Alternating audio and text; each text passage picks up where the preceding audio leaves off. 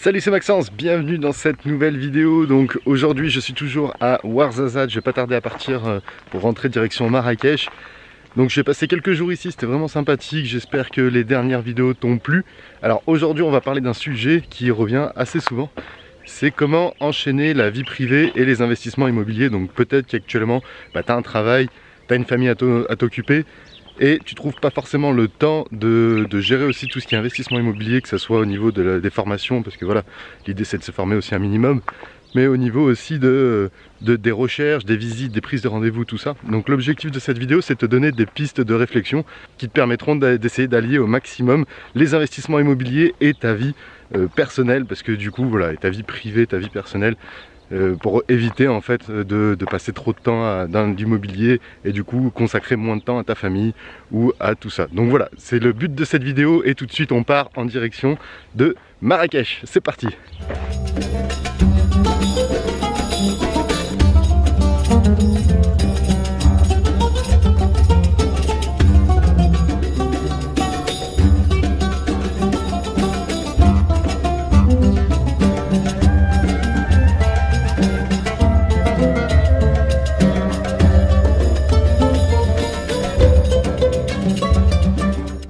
Ok, donc là je viens d'arriver dans une forêt, j'ai pris un petit chemin qui m'a conduit juste ici, donc on a une belle petite vue panoramique là sur les monts derrière, donc j'espère que cette petite vue te plaît.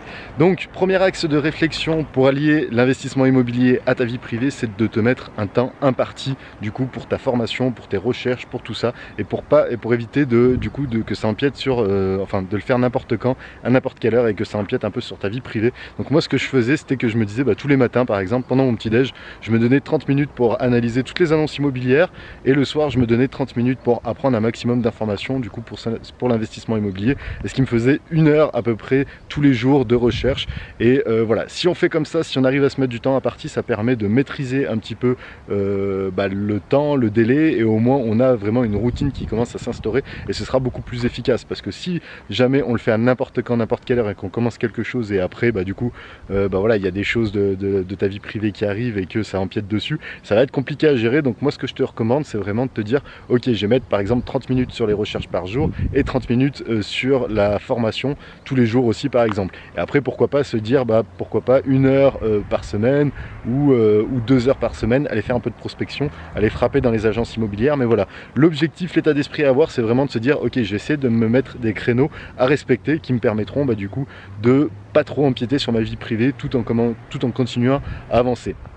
Après, ce qu'il faut penser, c'est aussi se mettre des créneaux exceptionnels. Donc se dire, voilà, si vraiment il y a une bonne affaire qui arrive, je check mes mails rapidement dans la journée, je vois qu'il y a une bonne affaire, se dire, ce soir, c'est pas grave. Au pire, je prendrai 1 heure, c'est exceptionnel.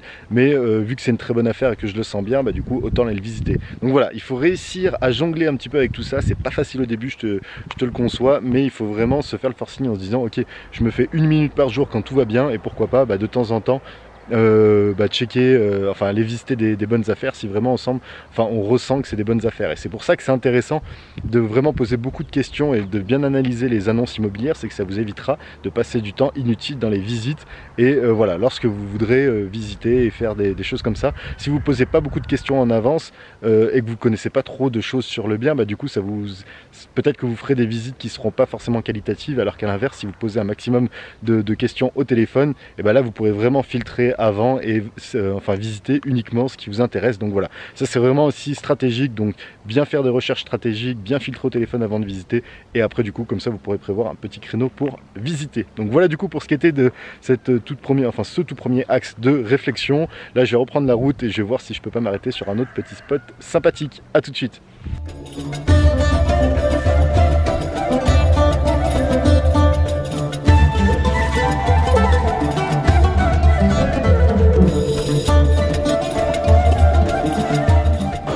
Ok, donc là je suis à l'aéroport de Marrakech, ça a été vraiment la course ces derniers temps, c'est pour ça que j'ai pas refait avant le dernier point, la dernière source de réflexion.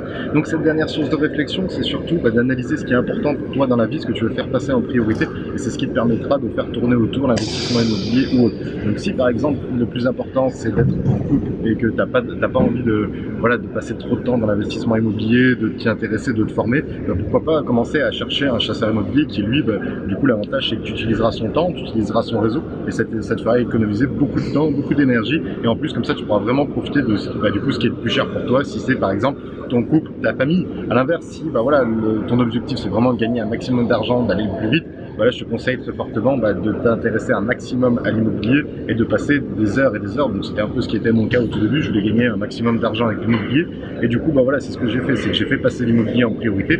Bien sûr au même niveau il y avait aussi ma chérie, mais je m'étais mis les deux au même niveau, comme ça me permettait de passer autant de temps dans l'immobilier que du temps que je passerais avec ma chérie, parce que je savais que plus tard, grâce à l'immobilier, je pourrais avoir une vie qui m'inspire, une vie que je rêve et avoir du coup des bonnes relations avec ma famille ou autre. Et du coup c'est vraiment ce qui a été le cas. Mais voilà, l'idée c'est vraiment de se dire ok, il faut analyser ce qui est vraiment très important dans ta vie, ce qui est irremplaçable on va dire, et du coup de focus là-dessus et après d'analyser comment tu peux établir tes stratégies d'investissement, si tu délègues à 100%, si tu t'y impliques à 100%, si tu fais 50-50. Donc voilà, c'était un peu ces trois pistes de réflexion. Donc j'espère que ces vlogs au Maroc non plus, comme tu l'as compris, là je vais rentrer en France.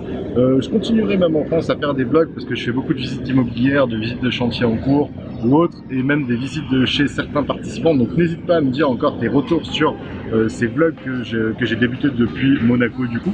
Et moi je te dis à très bientôt pour une prochaine vidéo. D'ailleurs n'hésite pas à la liker si tu l'as aimé. Ciao.